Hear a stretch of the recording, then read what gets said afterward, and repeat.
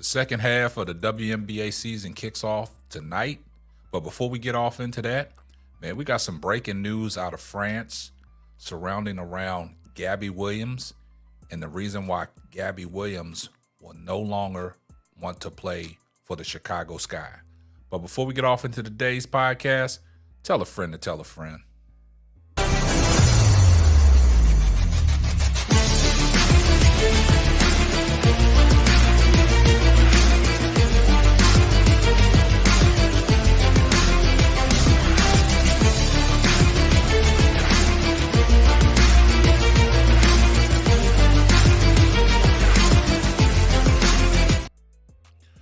Well, guys, we all know that Gabby Williams has been in the news as of lately because after the gold medal game, United States against the French national team at the Olympics, where the French national team took home the silver medal and the United States took home the bronze, all eyes was on Gabby Williams. Gabby Williams, through that whole Olympic run, Gabby Williams was balling. She got the attention of a lot of WNBA teams. You guys know back in 2018, Gabby Williams was a first-round draft pick for the Chicago Sky. Now, you know, she played her college career at UConn under Gino Auriemma, and she was stellar. She's a stellar offensive player, and also she got grit on the defensive end. And that's what she showcased in the Olympics. Through the Olympic play, she averaged like 15.5 points a game, and she also was getting it done on the defensive side of the ball. Now, at 5'11", she got grit with her. Now, Gabby Williams, she got a complete game. You know, she can spot up, she can get to the rack, and she also can shoot the three ball. Also, in that gold medal game, where she got a lot of rave reviews, she had 19 points, and she, you know, captivated, you know, the audience and the crowd. You know, that French crowd in that gold medal game was electrifying, and everybody knows what Gabby Williams brought to the table. She finished with 19 points. She finished with that last second shot that should have been a three, but her foot was over the line. So they went down 67-66. But after that game, all attention was on Gabby Williams, on what Gabby Williams was going to do because she showcased herself well in that Olympic play. Now, we know that after that game, suddenly after that game, what did Angel Reese do?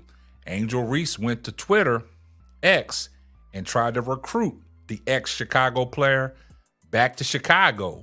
Now, this is what Angel Reese said in her tweet. Angel Reese said, "Okay, now that the game is over, would you like to be a part of the Chicago Sky again? At Gabby Williams 15, thought it wouldn't hurt to try, laughing my ass off." Gabby Williams responded to Angel Reese, them folks, she said, "They did me dirty, girl, but I'm still your biggest fan." Then Angel Reese said, "Them folks not here no more, but okay, I get it. Thank you, sister girl. See you soon." And then the reply, Angel Reese was like, "Sigh." And then Gabby Williams replied, "Or we could just play together for a different organization." Is she referring to the 3-on-3, the Unravel League? Is she referring to that? We don't know. But, you know, everybody was wondering why she turned down that invitation from Angel Reese. Now, we're going to get off into what happened to Gabby Williams when she was a member of the Chicago Sky. Now, recently, she was on a interview, and she said a lot of things, man. We got a lot of things to unpack. Now, James Wade, now he was the head coach of the Chicago Skies back in the days, and also he was the general manager. So this is what it is, man. What did the Sky do to Gabby? Ultimately, Wade said he made the decision to suspend her because he couldn't afford to be down another player, but said he would continue to pursue the trade options. After Williams' suspension, the Sparks and the Sky were able to agree on a trade.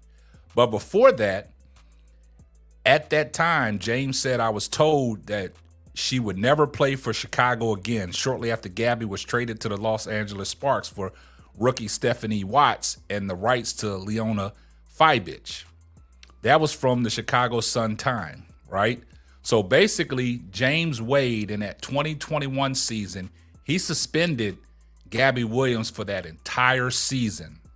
And then she wanted to go play for the French national team.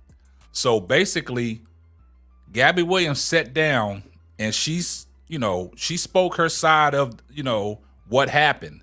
So guys, I want y'all to listen to what Gabby Williams had to say, and then we'll come back and we'll continue the show. James called me and asked me not to go to the team. And that really hurt me because James, of all people, should have known how important this was for me. Said, and it was really difficult for me because he was saying, well, this is supposed to be your family. It's a family.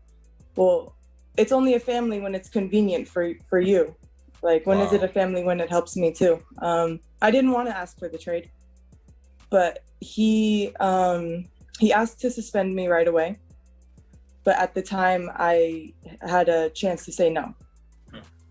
So the day after, before I even had my dates for France, like the day after we found out that I was convoqué, he asked to suspend my contract.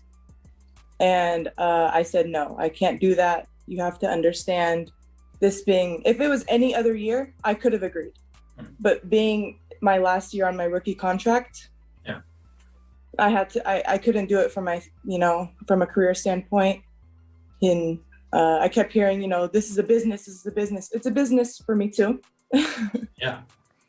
And then he was getting, very almost suspicious. One day he was angry at me. One day, oh, but you can go. I support you. Oh, actually you can't. And I had no choice but to ask for a trade. The night of the draft, I was expecting to be traded. Wow. And of course, the night before the Final Four, I was up until like 5 a.m., getting phone calls from people from Chicago and everything. And it was the most stressful time of my life. I wasn't eating. I wasn't sleeping. Wow. It was really difficult. And ultimately, I had to just demand the trade. I couldn't be in Chicago. I realized it was a personal decision for my career. Sorry if I'm talking a lot. No, it's good. No problem. And ultimately, he called me and suddenly was so supportive of the national team. And I was like, something is going on here, because he was not supportive before. And that's when I knew he was going to do something behind my back. Wow. So you heard what Gabby Williams had to say. Now, it seems to me that there was a lot going on. That even goes back to draft night in 2018. You heard what she said. She was nervous. She couldn't eat. She was up all night. And basically, if you get it, she's saying James Wade was probably a snake in the grass. Now, you guys know when you sign your rookie contract in the WNBA, it's a 2-year, 3-year deal. And she got drafted in 2018 and she got suspended in 2021. And she did not want to be suspended because, it was a financial situation. She wanted to finish out her rookie year of her contract. So things went on behind her back that she just explained that, James Wade and that Chicago organization did her dirty. And they went behind her back. So she had no other choice but to force her hand and, and force a trade to get out of there. And that's what she did. But on top of that, James Wade suspended her for the 2021 season. So now that's your answer to why she responded to Angel Reese the way she responded, saying, girl, they did me dirty. And based on what she said, you heard it from the horse's mouth, that they did her dirty. But it sounds like, she made a business decision to get up out of there. I'm glad it worked out for her. But, she got some hard feelings toward the Chicago Sky, because if Chicago Sky and Angel Reese basically wanted her and she turned that down, then, she got some animosity toward the Chicago Sky and she don't want to go back. And that's one of the places that she don't want to go back. But we're going to keep an eye on this Gabby Williams situation because I think Gabby Williams is going to find herself back in the WNBA somewhere because some team can use a stellar guard like her. She gives it to you offensively and also she gives it to you defensively. Now that Odyssey Sims has been released from the Dallas Wings, I would love for the Chicago Sky to pick Odyssey Sims up. Give her a chance. You know what Odyssey Sims brings to the table. She's a scoring machine. She's a guard. But we're going to see. We're going to keep a close eye on that. And like I said, the WNBA season kicks off tonight. And we're going to be following the Chicago Sky closely against the Phoenix Mercury. And this is going to wrap up another episode of the Simply Ball Dropping Podcast. I'm your host and the man behind the mic, K-Sap. We're going to catch you on the next one. And remember, on your way out the door, before you put your shoes on, do me a favor.